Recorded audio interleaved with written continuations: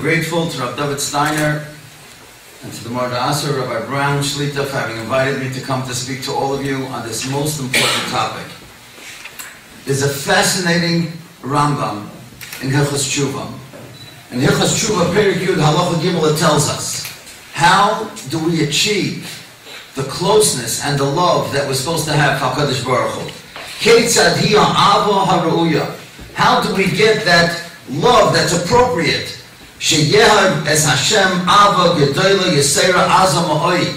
That we should have that Ava which we all daven for every day. V'ahavta es Hashem Alikecha. We say it 3 times a day. Ad shetei nafshay keshura ba'avas Hashem. That your soul is going to be so tied with the love that you have for Hashem. V'nimtza shoyge b'tamid. You're going to be so involved, ke'ilu chayla, as if you're lovesick. As the Pasuk says, Nafshi chayla sabasecha. She'ein datoy penuya me'ava oisa isha. The Rambam says something so incredible. Many of us remember the good old days when we were engaged. And when we were engaged and you couldn't wait to get married, all day, all you were thinking about was either the chassan or the kala. And you were thinking, and as the Rambam says it, that the person is thinking, a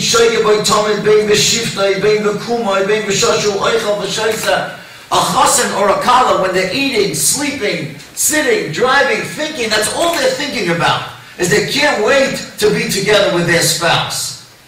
When a person understands the intensity of that connection, then he can understand what the real connection is supposed to be to Hashem. And then the Rambam tells us, V'chol shir hashirim mashal hu le'inyan zeh. My mother Hashem always used to tell me every Friday, every Shabbos, I should say shir hashirim, and I say it come out without fail. When you look at the psukim of shir hashirim, and you see how Shlomo HaMelech wrote about the connection that a man has to a woman, what the Rambam is telling us is this is only a mashal.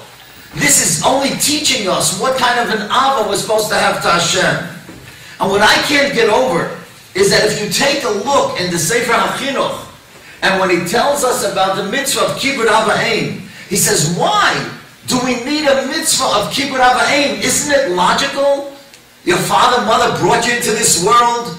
They clothed you. They protected you as a child. What do we need a mitzvah for?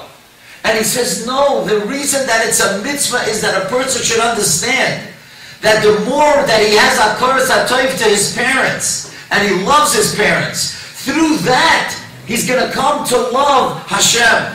Because as he has hakaras hatov for everything that his parents did, and the truth is that many of us, we don't have that appreciation until we are parents. And we see what we do for our children, so we can only imagine what our parents did for us. And that's a vehicle, a way of getting to hakaras hatov to Hashem. So it comes out that from the strongest relationships that we have, a husband and a wife to a husband, parents to children, children to parents, it's all so that we should be able to understand what love and commitment is to HaKadosh Baruch Hu. So the reason, as the Rav mentioned, why Shalom Bayis is so important, of course it's so important for our own health and welfare and accomplishment, as we're going to talk in a moment.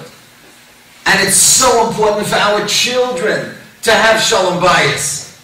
But here is the key that Rabbi David Steiner was interested in. To make us understand that if tonight we can learn what true Shalom Bayis is, then we'll be able to understand what our connection to HaKadosh Baruch Hu is all about. So let's start right in the beginning of creation.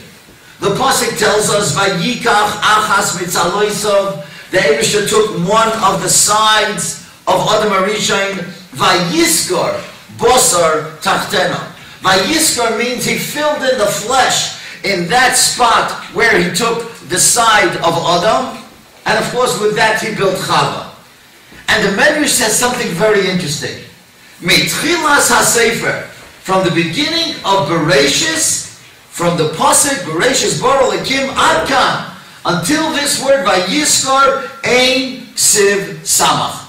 You don't find by any living creature, not by the birds, and not by the animals, and not by the fish, not by the shrotzim, nothing do you find the letter Samach. Samach for some reason, as the Medrash will tell us in a moment, that's only by living beings, by Adam and Chava, by man and woman. Why? What is so special about the Samach? So it's very interesting. One of the best books that ArtScroll ever printed, besides the Maggid books, but one of the best ones that they ever printed, and I'm not kidding, is The Wisdom of the Hebrew Alphabet by Rabbi Monk, Zecher Tzadik Livracha. You must get that book because every single page, without fail, is absolutely fascinating about the Aleph Beis. You'll learn things about the Aleph Beis, the Heilige Oisies of the Aleph Beis. You see fascinating things. And in there he writes that the Samach is the only letter of the 22 letters of the Yiddish alphabet that is completely enclosed, completely encircled. Every other one has an opening. The Mem, the Beis, the Aleph, the only one that's completely enclosed. And I believe that there's a great lesson in that. Because that frame that's completely enclosed symbolizes what marriage is all about. Marriage is a protective wall. A husband is supposed to be a protective wall for his wife, and a wife is a protective wall for the husband. And within that protective wall, I believe that all of us can accomplish the ABCs in life. A, feeling a sense of accomplishment. B, to build a family. And C, to find contentment. And that's what marriage is all about. Growing together to feel a sense of accomplishment, building a family, and feeling contentment. Now let's watch about the Samach. Do you know that in the Targum, you'll take a look later, on that famous pasuk when the Eibishter says to the Malachim, Es Eloi Ezer Kenegdai, let us make a helpmate alongside Adam Arisha. And what is the Targum? Aved Le Samach. Let's make a Samach. Of course, Samach is a support, but it's interesting that the Lashon for Ezer is a Samach. We know that the minhag in Klal Yisrael is that the Nekeva, the wife, with the kala, walks around the chosen, right? She's forming a samach underneath the chuppah. What is that based on? That's based on the pasuk nekeva tesovev gever. That the nekeva tesovev encircles the man, which is the chosen, and again, that's a protective wall. Now, isn't it incredible? After she makes a samach around him, what does he do? He gives her a ring. A ring, once again, is a perfect circle, a samach.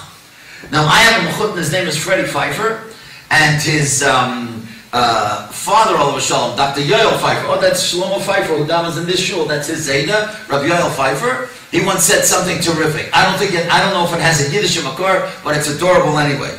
And he said, Ezer Kenegdai is Begamatria 360, which is a perfect circle, which is a samach. So you see so many things over here of this protective wall. But unfortunately, so many of us know people that are so close to us that within these walls there are cracks.